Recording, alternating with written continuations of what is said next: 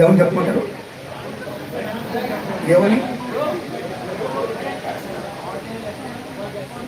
ఓ తమ్ముళ్ళు, మధ్యలో బాట ఉంది, దయచేసి కూర్చోవలసిందిగా కోరుతున్నారు. విజ్ఞప్తి చేస్తున్నాం. ప్లీజ్ కమ్, దయచేసి రండి, ప్లీజ్ కమ్.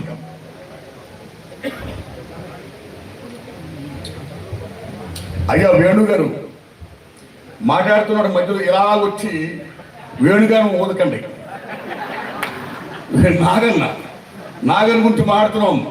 ఒక చిన్న పిల్లాడు నవ్వితే దాని కొలమానం ఉంటుందా? ఒక చిన్న పిల్లాడు ఏడిస్తే దాని కొలమానం ఉంటుందా? అలాంటి పసిపోలుడు నాగన్న.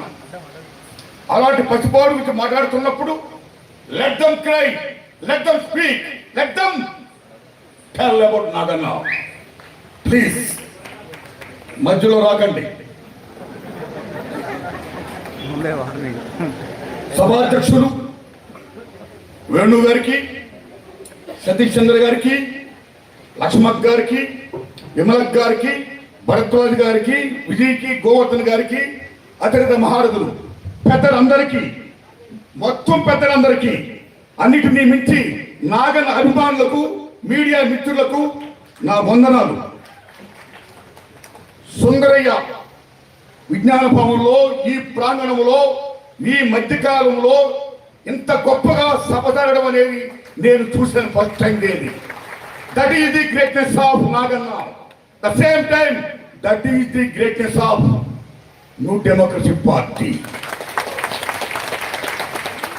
చాలా మంది కళాకారులు కాలం చేసినప్పుడు అనామకులుగా వెళ్ళిపోతారు. చాలా మంది కళాకారుల్ని ఒక కరివేపాకులుగా వాడు వదిలేస్తారు. చాలా మంది కళాకారుని అది తిన్నాడా, ఉన్నాడా, ఏమయ్యాడు పట్టించుకోరు.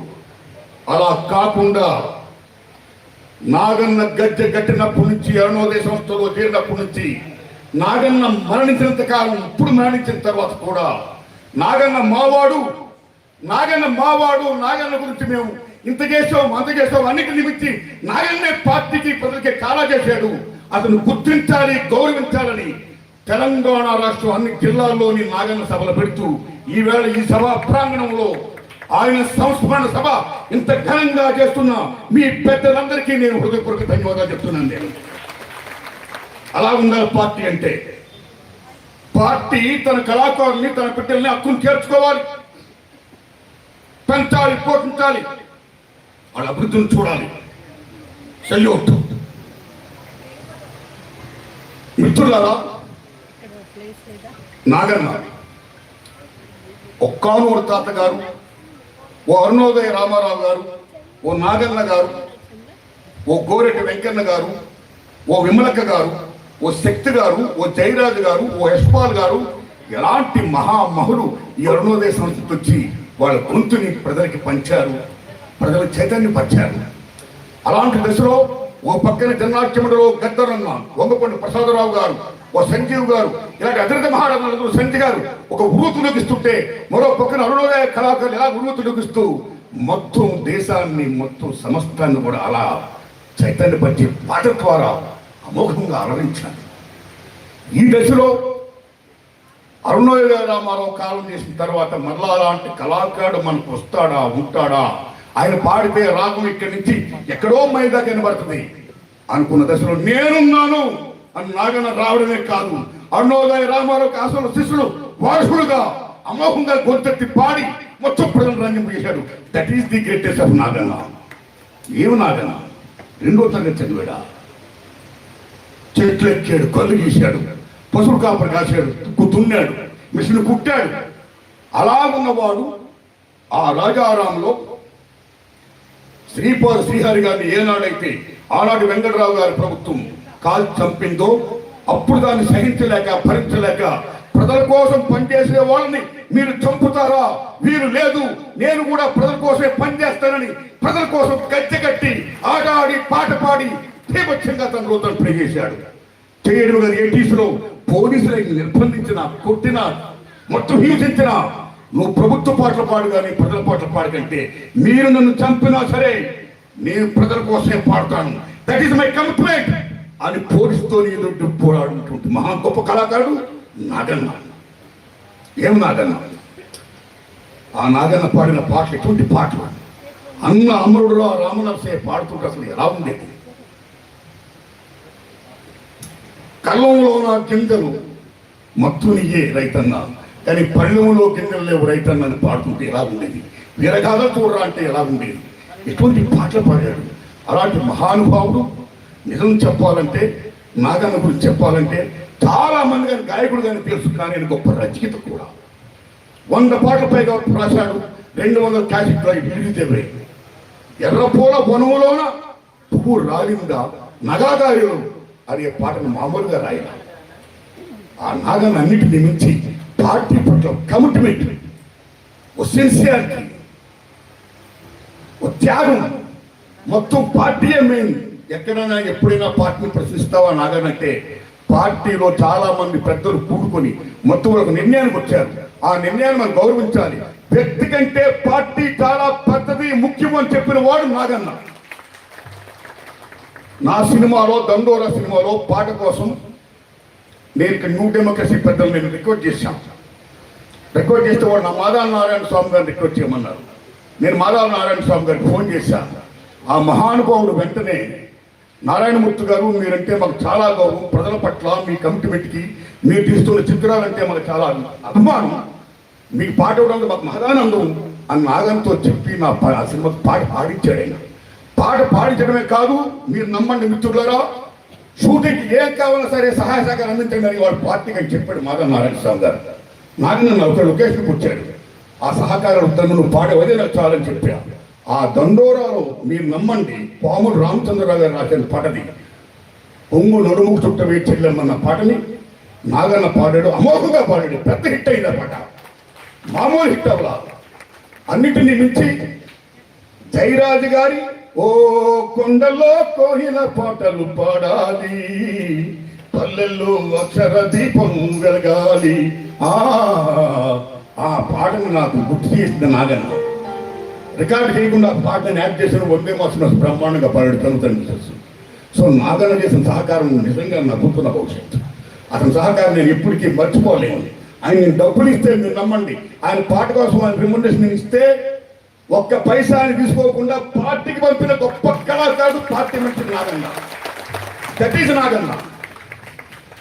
నాగన్న ఏమి బుద్ధిమాలు, ఏమి పాటలు. ఓ పక్కన సింగరేణి గనుల నుంచి ఎక్కడో ఉన్న నెల్లిమల్ల జూటు మిల్లు వరకు, ఓ పక్కన ఇల్లు నుండి గోదావరి నుండి మొత్తం 2 జిల్లాలే కాదు, మొత్తం ఆంధ్రప్రదేశే కాదు, 3 ఆంధ్రప్రదేశ్ కాదు, భారతదేశంలో చాలా రాష్ట్రాల్లో నిజంగా ఆయన గొంతెత్తి పాడి ప్రజల్ని చైతన్యపరిచేదంటే ఆయన ఎంత గొప్ప రోల్ ప్లే చేశారు ప్రజల కోసం, పార్టీ కోసం.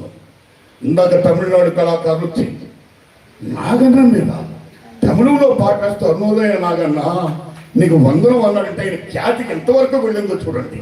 That is the greatness of Naganna. Thanks a lot to Tamil కళాకారులకి. థ్యాంక్స్ ఎ లాట్ నిజంగా చెప్తున్నాను. ఏమి నాగన్న, ఏమి నాగన్న. ఇప్పుడు మిత్రులారా, నాగన్న ఏం రోజు ప్లే చేయాలో బ్రహ్మాండంగా ప్లే చేశాడు, అగ్రామంగా పనిచేశాడు. దాని పార్టీ గుర్తించింది, మీ ప్రజలు ఈవేళ ఆయన జోహార్ చెప్తున్నారు, సెల్యూట్ చేస్తున్నారు. ఆయన జన్మ ధన్యం. అయితే నాదొక విజ్ఞప్తి, ఈరోజు భారతదేశం చాలా క్లిష్ట పరిస్థితుల్లో ఉంది. బాబాసాహెబ్ అంబేద్కర్ మహానుభావుడు రాజ్యాంగంలో ఏం రాశాడో, ఏ హక్కులైతే ఇచ్చాడో సమస్త హక్కులు కూడా ఇవాళ కారణాయపడుతున్నాయి. You are losing your constitutional rights.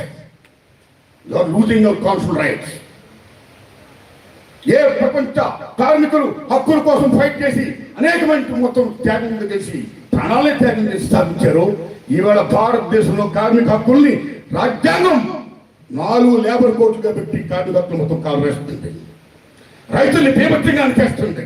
ఎటువంటి రైతాంగ పోవడం చెప్పి ఢిల్లీలో తల వంచినట్టే వంచి భారతదేశానికి రైతులు నేను క్షమాపణ చెప్తానని చెప్పిన నరేంద్ర మోడీ గారు తర్వాత మరలా మాట మార్చాడు. రైతులకు అన్యాయం జరుగుతుంది, విద్యార్థులకు అన్యాయం జరుగుతుంది. ఇవాళ జంతర మంత్రి దగ్గర విద్యార్థులు ఎటువంటి పోరాటం చేస్తున్నారు, ఇటువంటి ఫైట్ చేస్తున్నారు. పేపర్ లీక్లు మొత్తం పేపర్ చాలు. మరో పక్కన సామాన్యుడికి అన్యాయం జరుగుతుంది. సో అన్ని రకాల కూడా రాజ్యాంగ భక్తులు మనం కోల్పోతున్నాం. ఇవాళ అన్నిటినీ ముంచి ఈ మూల సంపద, మూల వనరులు, మూల బోసులకే చెందాలి.